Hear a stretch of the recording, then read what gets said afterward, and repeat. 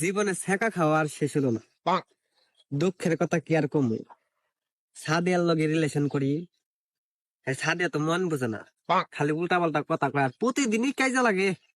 কি কাইজের কাইজে, খালি মারামারি হয় না। মোবাইলে যদি মারামারি হইতো তাহলে মনে করেন মারামারি লেগে যেত। কিন্তু আমার ভালোবাসে খুব, পকেট খরচ খরচ দেয়, এই কারণে মনে হয় বেশি চিল্লায়। পরে হচ্ছে গিয়া যাই হোক, একদিন মনে মনে ডিসিশন নিছি যে আরেকটা প্রেম করি। আরেকটা প্রেম করলে মনে হয় সাদিয়া ভালো ব্যবহার করবো নি, ছাইরা যাওয়ার ভয়ে মনে করেন তখন ভালো বেশি করে বাসবো, তখন আর ঝগড়া করবো না।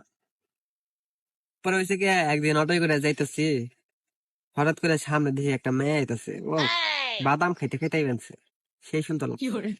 আমি আবার দুষ্টুমি করে হাই দিছি, মেয়ে আমার ভাই কি কয়, বাদাম খাইবেন? পরে আমি অটোয় থেকে নামছি, অটোয় থেকে নাইমা মেয়ের কাছে যে কইছি যে আসলে তো আমি বাদাম খাওয়ার জন্য হাই দেই নাই, আপনার আমার ভাল লাগছে।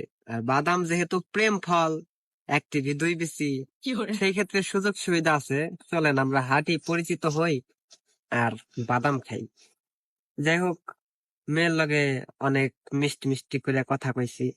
মেয়ে আমার জিজ্ঞাসা করলো যে আপনার নাম কি। পরে কতক্ষণ থম ধরে থেকে কইছি যে আসলে তো আপনার দেখে না আমার নিজের নামটাই ভুলে গেছি, আউলি হালাইছি, নামটা যে কি কমু। কইছি আপনি একটা নাম দেন। পরে কয় যা দুষ্টু। আমি কই বাহ, দুষ্টু নামটা তো সেই ভালো লাগছে আমার, এইটাই কইবেন, সমস্যা নাই। পরে জিজ্ঞাসা করলো যে আপনি কি করেন। পরে আমি কইছি স্টুডেন্ট জব করি।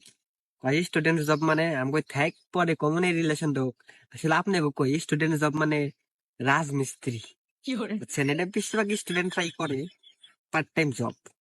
পরে যাই হোক, এই মেয়ের লগে মোটামুটি ভালো একটা আন্ডারস্ট্যান্ড হইলো। মেয়ের নাম্বার দিল, ফেসবুক আইডি দিল, ভালো কথাবার্তা করলাম। রাইত রাই মনে করেন সাদিয়ার লগে ওই দিন সময় না দিয়া মেয়ের মনে করেন আমার যতগুলা ছবি আসাও একবার সব ছবি দিয়ে দিছি। মেয়ে দেখবেনি সুন্দর মতো, আর ট্রেন টেন করবো নি। আমি কালা হলে কি হইবো, ফিল্টার মারলে একবারে সাকিব খান ফেল। পরে হয়েছে গিয়া, ওই মেয়ে আর সাদিয়া এক স্কুলে পড়তো, কিন্তু মেয়ে ক্লাস 9-এ পড়তো আর সাদিয়া ক্লাস 10-এ পড়তো, যার কারণে একটু আলাদা আলাদা, কেউ কারো সম্পর্কে জানবো না। পরের দিন দুইজনে স্কুলে গেছে, আমি আবার ওই দিন স্কুলে যাই না। স্কুলে গেলে সাদিয়ার লগে কথা কইলে ওই মেয়ে দিকে হালাইবো, আবার ওই মেয়ের লগে কথা কইলে সাদিয়া দিকে হালাইবো, সমস্যা। এখন মনে করেন হঠাৎ করে সাদিয়া আমারে ফোন দিছে, কয় কি ব্যাপার, কার পিছে পিছে ঘুরো? আমি কই কো, আমি তো কারো পিছে ঘুরি না, আর এরকম স্বভাব তো আমার নাই। আমার স্বভাব চরিত্র খুব ভালো, তুমি জানো। তোমার লগে প্রতিদিন ঝগড়া হওয়ার